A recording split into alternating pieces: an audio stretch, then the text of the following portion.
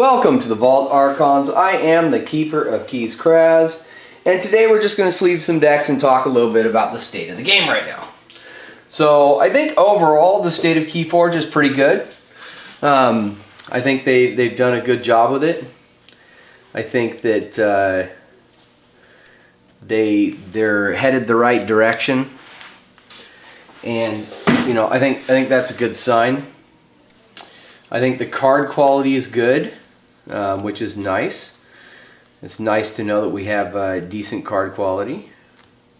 And somebody mentioned that these sleeves didn't completely fit, and so I wanted to show that. And it is true. These the Ultra Pro.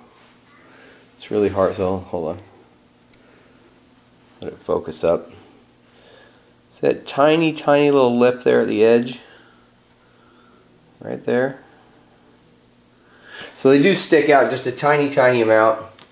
And what I do when I sleeve them is because I double sleeve it, unless if anything I'm going to play. And so what I would do is I'd then insert the top of it. And so now the part that was exposed is all the way up here. And there's no way for this card to get damaged. And it's such a good fit that you would literally have to get water in here and then turn the card upside down and shake it down in there to actually, or drop the card in water itself. So it does keep them very well protected. The sleeves are a little bit smaller than I like for the inserts, but that's because the card size for Keyforge is slightly larger than your typical card game. I'm actually going to put that off to the side because it'll be in the way of my hands. So there is that. But overall, I do like these sleeves just because of the cost. I do hope Ultra Pro comes out with a specific set that deals with the slightly larger cards for Keyforge. That would be nice. So the state of the game so we're still in the first set, which is good news. It means that anybody can still get a hold of the first set. Now once Fantasy Flight chooses to stop printing the first set, and I don't know how long that'll be, at some point they're going to stop printing and they'll introduce an entirely new set of cards with new houses, would be my guess. Now it may be the same houses, I'm not 100% sure on that, but I believe I remember long ago reading a post that they plan to do new houses, not repeats of the same houses. So this is the damaged deck, so I am sleeving it just so it doesn't get any worse, but it's already pretty damaged, so it's probably, collectability wise, it's not gonna be all that great, just because I've got so many decks that aren't damaged that are equal power level that just like I said, it's just because of that damage it kind of loses its collectability. Not entirely, but generally speaking. So overall, like I said, I think the state of the game is quite good. I think it's a strong game. I think that it's building a good community. I really appreciate the people who post on my videos. They've been, all of you guys have been very constructive. You've been informative at times, and helped me think about things or see things that I hadn't seen before. So that's been nice.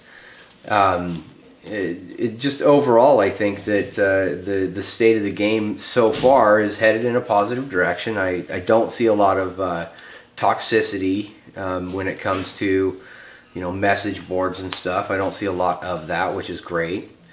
It's not nice to have that kind of stuff floating around everywhere.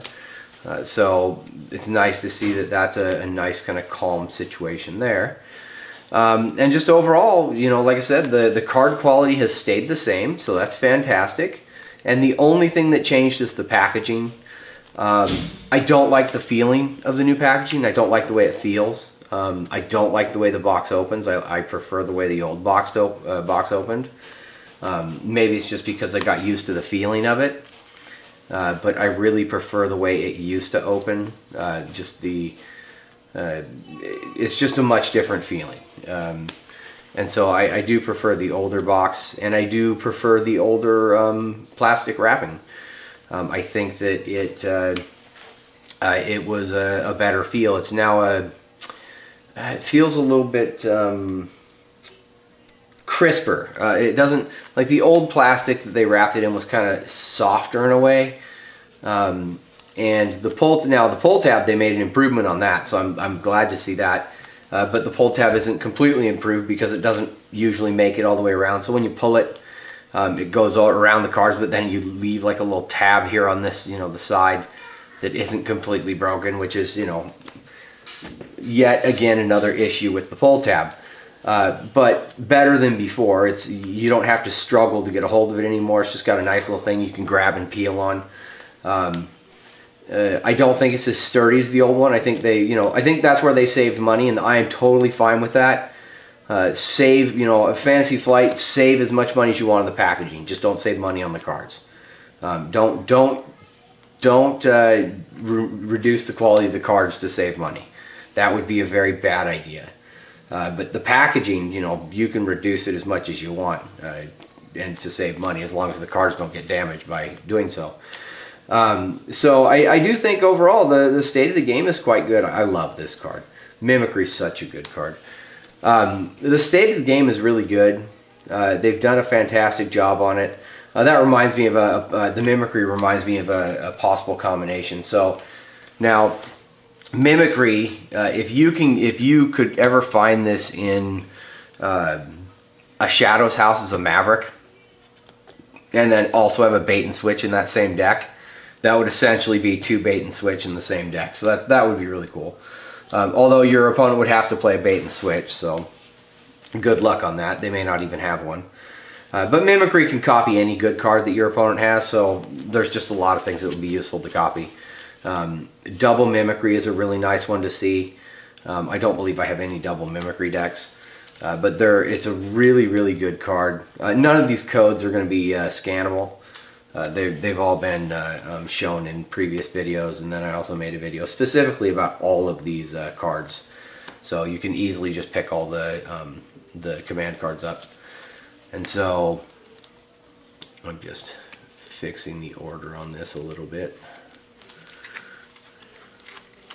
Whoops. Let's not drop all the cards. So yeah, I think the game state is doing quite well. I think that it's well on its way towards becoming a very important card game in the marketplace. I think that it shows incredible potential for what you can see coming from card games. The gameplay is just really clean, in my opinion. There's a couple little, weird kind of things in the first print run. Mainly Biomatrix Backup, I think, is the big one. And the weaker cards, I think people are starting to recognize the weaker cards. I mentioned it forever ago. I don't even remember how long ago I mentioned it. Way towards the beginning, I talked about the cards that were kind of weak. And they are powerful cards. Gromid, Pit Lord. They are powerful cards, but they shut down your options, which can then lead to negative consequences and you losing the game. Troubadour is another one you have to be very careful with, and I might be saying some of the names wrong.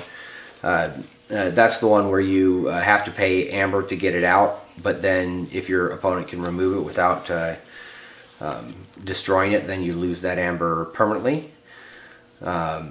I believe the first place I heard that was on Crabbox videos. I'm not 100% sure. But if it is, if that was the first place I heard it, I want people to know that wasn't really my original idea. That came from somewhere else that I saw, and I was like, oh, that's kind of cool. I didn't think about that. So yeah, I should probably say something about that. So he also has some good content. He covers some things that I don't sometimes, so I definitely would suggest people watching his stuff also, if you enjoy Keyforge content. We don't agree on everything, you know, but that's, you know, to be expected, you know, as far as like what we think about the cards and stuff. I definitely don't agree with him on his list for most powerful cards. But I'm going to cover that, and as he said, you know, it's a preliminary list, so yeah, I mean, we're all going to be wrong on our general preliminary assessments, one place or another, or 5 places or whatever. So just some good information over there sometimes, and so I suggest people to, you know, keep an eye over there as well, because he has covered things I haven't, and so that's a good place to get information. Another source of good information, in my opinion, is Covenant. Team Covenant. They do fantastic videos. They do a lot of gameplay videos. They are a great supplier. If you want the cards, they are fantastic to get the cards through. I suggest using them. I used them, and all the cards arrived. Now, of course, I'm in the middle of nowhere, so all my cards arrived on the 26th. Or sorry, the 16th. The day after the official release. Also, Fantasy Flight was really good about my cards. They all the cards I ordered from them were delivered. Now, they weren't in the boxes, they were just loose, so I didn't get displays from them. So if I do another order through Fantasy Flight, I'm basically going to send them a message and say I want the displays, I don't want loose boxes. And I'd probably order a larger amount next time anyways. But they actually got me my order the day before, the 14th, which is actually the first video I made, was stuff that I'd gotten specifically from Fantasy Flight. So they do a great job also, as far as that goes. Now, they are going to be more expensive unless you're going to buy in just insane amounts of bulk. I don't know what quantity you have to buy at to, you know, get a deal as good as, like, say, what Covenant was giving. Which was the same deal a lot of the early release people were giving. I did not have problems with anyone from early release. I didn't have trouble with Champions Forge. They delivered without a problem. I didn't have trouble with any single eBay supplier that I used. Now, of course, I do always check the reviews before I use them, make sure that they're reputable. But I didn't have a single problem with a single one of the suppliers for pre-release. So now I do worry a little bit about what I see with the suppliers on eBay right now, and what I'm worried about is they're basically saying back order on this, and you have people that have huge back order lists on eBay, and I do worry that they might be overextending themselves, because Fantasy Flight has no obligation to fill that back order. And so Fantasy Flight may just say, you know, may just end the print run, and people who have a back order may not get it. So that is a little bit concerning to me. So I would be careful when it comes to ordering back order. The whole way one of my friends got a hold of this second print run was he ordered back order. He didn't order what was currently available, and he was saving himself like 10 or 15 bucks or whatever it was over the current price. But again, it was the second print run, so it's a different it's not a fully different product, but in the end it is different because I'm going to shift these. It is different because it definitely will not contain the misnamed decks. And so there is a change, you know, and there's a change in the packaging, and so, you know, there are ways to tell the difference. And so I would say, you know, if you're going to ordering back order is a way that you may get another print run. Ordering that way, even though you may save a couple of bucks, may mean that you don't get the specific print run that we were currently on when you ordered it.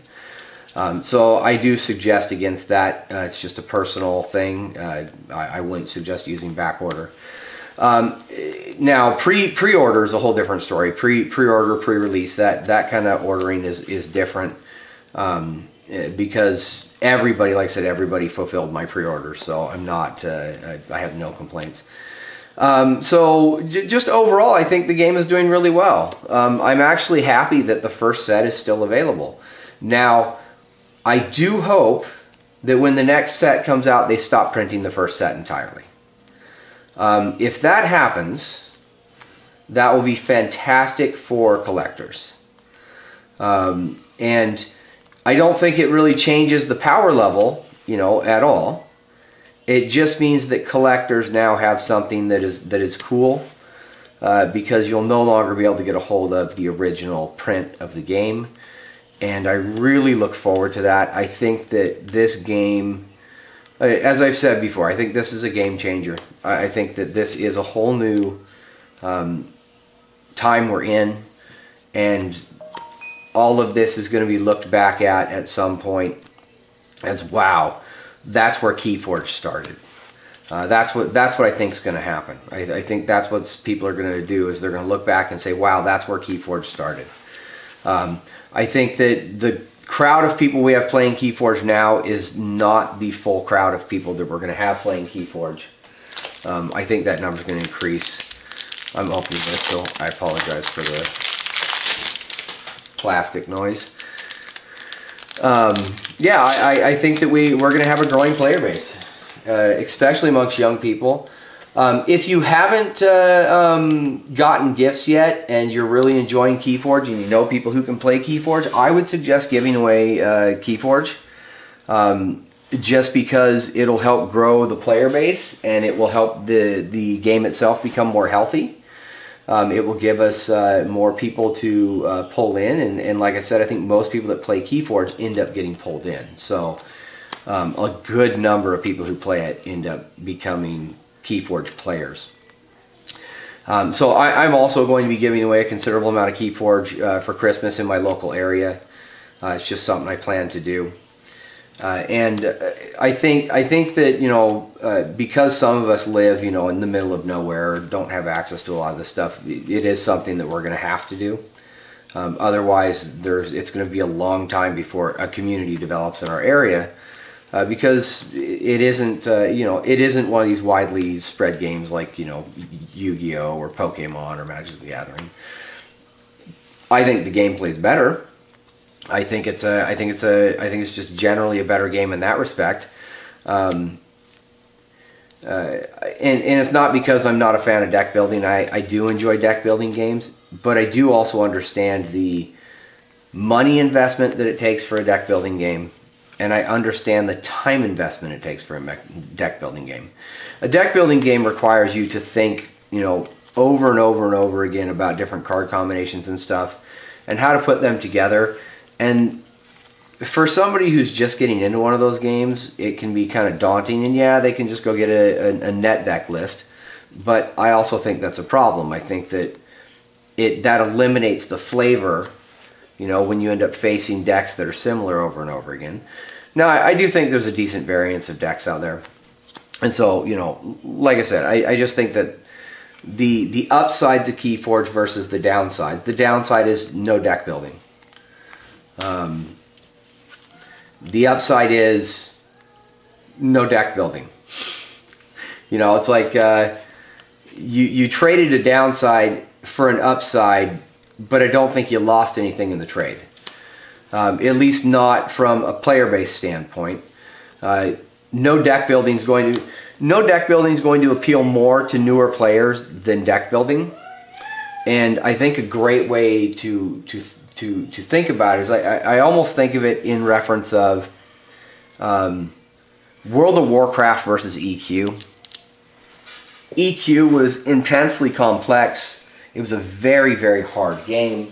You really had to be a fan. Like, you had to be a fan to be playing EQ. And I've played it even within the last couple of years. So that tells you, I've played these complex, hard games before.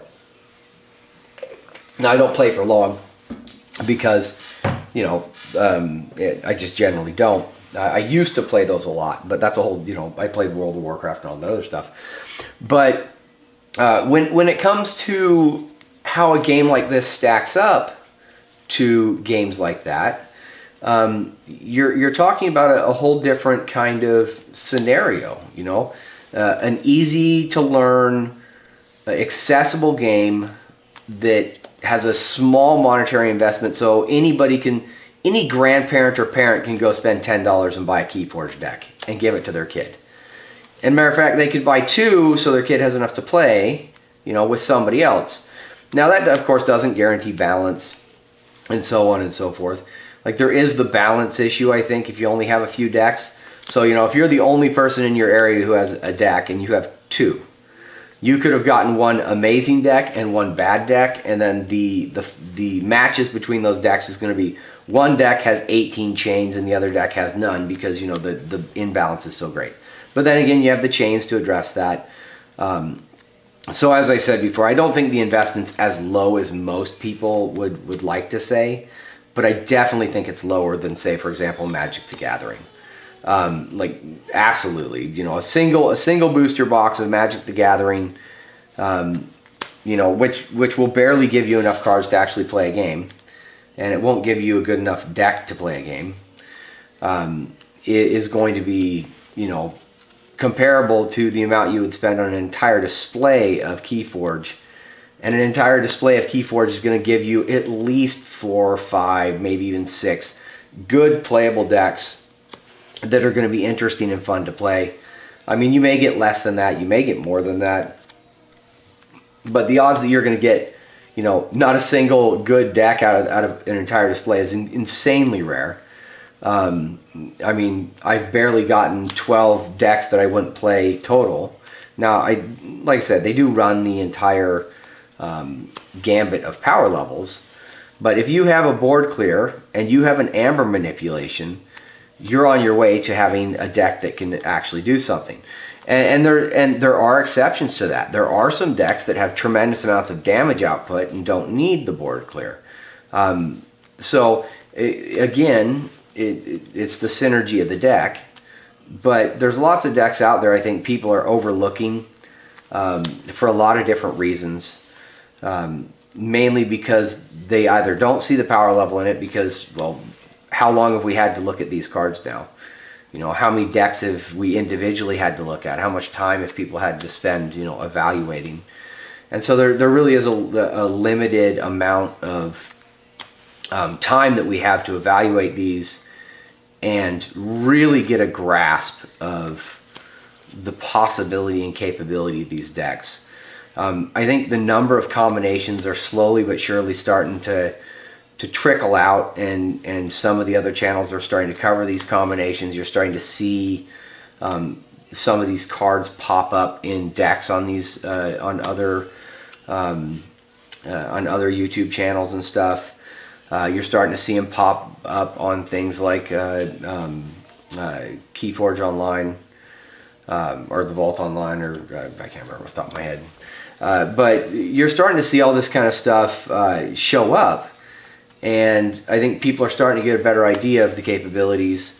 Amber, you know, super Amber Gain decks apparently are a big thing right now, is what it sounds like from what some people have said. And that just means that all you need is a good Amber Burn deck right now to deal with that.